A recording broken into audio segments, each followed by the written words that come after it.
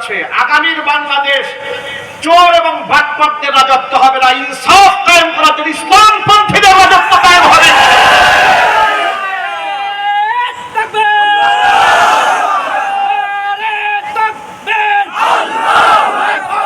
আমরা সবাই রাসূল সেনা ভয় করি না বলে বাবা, আমরা সবাই রাসূল সেনা। প্রিয় ভাইরা আমার, ইসলাম আল্লাহ রাব্বুল আলামিনের পক্ষ থেকে দেওয়া অনন্য এক নিয়ামত। কোরআন মাজিদ আল্লাহ তাআলা দুটো নিয়ামতকে বান্দাকে খুশি হয়ে যেতে বলেছেন। কয়টি নিয়ামত নিয়ে? কোরআনের আয়াত প্রমাণ করছে। আল্লাহর নবী সাল্লাল্লাহু আলাইহি ওয়াসাল্লামকে আল্লাহ পাক বলছেন, ও নবীজি, কুল বিফাদলিল্লাহি ওয়া বিরহমাতিহি ফাবিযালিকা ফালইফরাহু হুয়া খায়রুম মিম্মা ইয়াজমাউন। নবীজি দুইটা জিনিস নিয়ে মানুষদেরকে আপনি খুশি হয়ে যেতে বলেন। এক হচ্ছেন বিফাদলিল্লাহি ওয়া বিরহমাতিহি, আমি আল্লাহ পাকের করুণা এবং রহমত। শাব্দিক অর্থ মুফাসসিরিনে কেরাম লিখেছেন, ফাদলুন মানে হচ্ছে কোরআন, আরেকটা বর্ণনার মধ্যে সে ফাদলুন মানে হচ্ছে ইসলাম, ওয়া বিরহমাতিহি মানে তার নবী মুহাম্মদ সাল্লাল্লাহু আলাইহি ওয়াসাল্লাম। অর্থাৎ মানুষ যেন আল্লাহর দেওয়া জীবন ব্যবস্থা ইসলাম নিয়ে এবং আল্লাহর দেওয়া এই উম্মতে মুহাম্মাদের জন্য শ্রেষ্ঠতম উপহার বিশ্বনবী মুহাম্মদ রাসূলুল্লাহ সাল্লাল্লাহু আলাইহি ওয়াসাল্লামকে নিয়ে মানুষ যেন খুশি হয়ে যায়। হুয়া খায়রুম মিম্মা ইয়াজমাউন, পৃথিবীতে মানুষ যত সম্পদ জমা করে সকল সম্পদের চাইতে দামি সম্পদের নাম ইসলাম এবং মুহাম্মদ সাল্লাল্লাহু আলাইহি ওয়াসাল্লাম।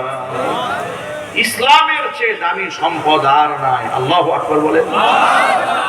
ইসলামটাকে যদি আমরা ব্যক্তি জীবনে, পারিবারিক জীবনে, সামাজিক অঙ্গনে ইসলামটাকে যদি আঁকড়ে ধরে রাখতে পারতাম, পৃথিবীর কোন জালেম আমাদের চোখে চোখ রেখে কথা বলতে সাহস পেত না।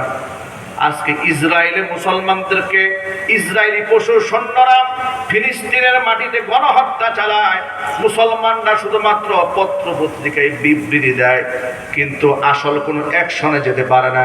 সৌদি আরব শুধু দুঃখ প্রকাশ করে, কাতার শুধু দুঃখ প্রকাশ করে, তুরস্ক শুধু দুঃখ প্রকাশ করে, কিন্তু তাদের পাশে দাঁড়ানো তাদের দ্বারা সম্ভব হয় না। তার কারণ তারা দুনিয়া গ্রহণ করেছে, ইসলামটাকেই তারা ছেড়ে দিয়েছে। একটা মূলনীতি মনে রাখবেন, ইহুদি আর খ্রিস্টান, এই পৃথিবীর মধ্যে ইহুদি আর খ্রিস্টানেরা কোনোদিন মুসলমানদের উপর সন্তুষ্ট হবে না। আপনি এদেরকে যত বেশি হাদিয়া দেন না কেন, যত এদেরকে প্রভু মানেন না কেন, যত এদের আনুগত্য স্বীকার করেন না কেন, আপনার প্রতি ততক্ষণ সন্তুষ্ট হবে না যতক্ষণ আপনি আপনার ধর্ম বাদ দিয়ে ওদের ধর্মের অনুসারী না হন। তার সবচেয়ে বড় প্রমাণ লক্ষ্য করেন, কয়েকদিন আগে ইসরায়েল কাতারে হামলা করেছে। কথা ঠিক কিনা জুড়ে বলে। অথচ ইসরায়েলের নেতানিয়াহু আমার মনে হয় যে টয়লেটেও যায় না ডোনাল্ড ট্রাম্পের অনুমতি ছাড়া। কথা ঠিক না ঠিক জুড়ে বলে। আমেরিকার পারমিশন ছাড়া মনে হয় বাথরুমও যায় না।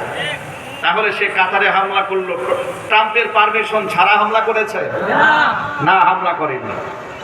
কিন্তু আমি মন্তব্যে বলেছিলাম যে কাতারের উপর শুধু হামলা কেন, কাতার, সৌদি আরব, লেবানন, তুরস্ক, মধ্যপ্রাচ্যের সবগুলো দেশে ইসরায়েলের হামলা করা উচিত।